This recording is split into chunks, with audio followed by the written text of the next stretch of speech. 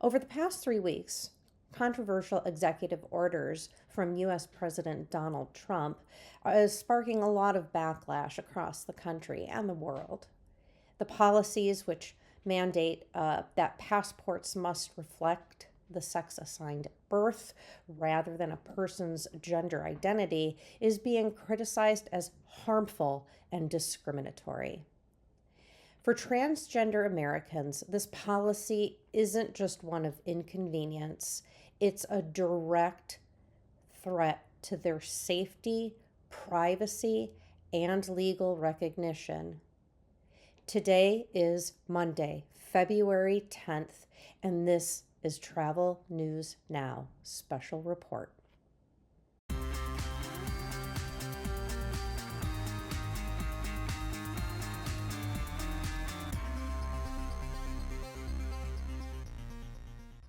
Over the past 3 weeks, a wave of executive orders signed by President Trump have targeted the rights of transgender individuals.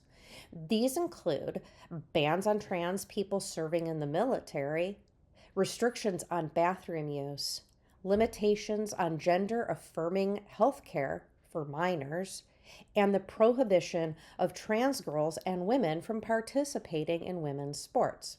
Now, another order is raising alarms. A directive requiring the U.S. State Department to issue passports that only reflect a person's sex as assigned at birth. The effects of this policy are already being felt.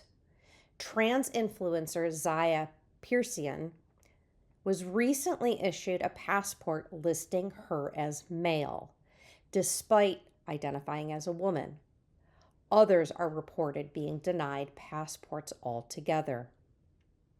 In a move to further isolate trans and non-binary individuals, the State Department has removed the gender-neutral X designation from its website. For trans Americans living in states like Kansas, Montana, North Dakota, Tennessee, Oklahoma, Florida, and Texas, this policy compounds existing challenges. Laws in these states are already making it impossible to update birth certificates and driver's licenses to reflect gender identity. The result is a system that forces trans women to carry documents identifying them as male, trans men as female, and non-binary individuals as the sex they were assigned at birth. But the consequence of this policy goes beyond the bureaucratic red tape of the Trump administration. Every day, people must present identification to rent an apartment, to open a bank account, to travel, or even to enter some venues. For trans individuals, being forced to show an ID that does not match their gender identity can be dangerous. Advocates argue that the policy violates multiple constitutional rights, including due process and equal protection. A lawsuit filed by the ACLU challenges this executive order, calling it arbitrary and unconstitutional. Legal experts say the policy compels trans individuals to present identification that conflicts with their gender identity, potentially outing them against their will. The international community is also taking note. Canada has issued, since 2023, a travel advisory for LGBTQ individuals visiting the U.S., warning them that individual state laws could restrict their rights when traveling. The NAACP has also issued a warning for travelers to the state of Florida, citing laws that disproportionately affect Black Americans, LGBTQ plus individuals, as well as immigrants. The United States is joining the ranks of 7 other nations that ban transgender expression, like Nigeria, South Sudan, Malawi, Sri Lanka, Myanmar, Malaysia, and Indonesia. Some of the nation's largest corporations are helping to push back against these directives. Companies like American Airlines and United Airlines, Hilton, Marriott, IHG, Uber, Lyft, and Disney have opposed these policies that undermine basic human rights. At the heart of the issue, there is a simple yet urgent question. Why implement policies that cause harm with no clear benefit? Measures like this, directives like this, serve absolutely no practical purpose beyond making life harder for an already marginalized community.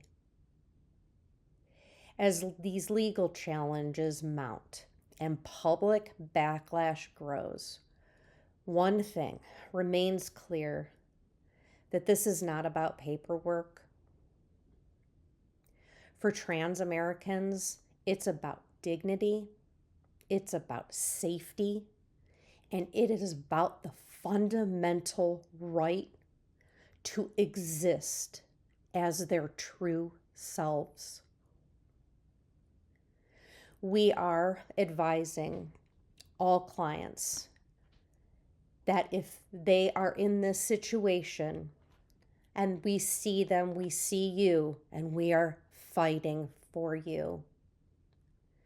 We suggest that if you do not have a passport, to obtain one by any means possible. And we know that is tough to ask. Make sure that you have a real ID, driver's license or identification card, prior to May 7th. Contact your travel advisor about options should you find that you need to leave the U.S. for safety reasons.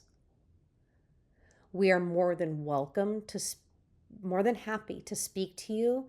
You can contact us via our website, thktravel.com, and you can click on the Contact Us button. To our allies out there, your silence is deafening. Contact your local, your state, and your federal elected officials, and you write, you call, you carrier pigeon your views known. Today, tomorrow, the next day, you have the power to help and do something good here.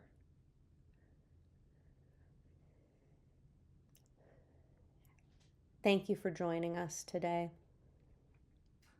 If you'd like to stay up to date with travel news and this evolving issue, please subscribe, and we will keep you up to date on what's happening. Stay safe out there, friends.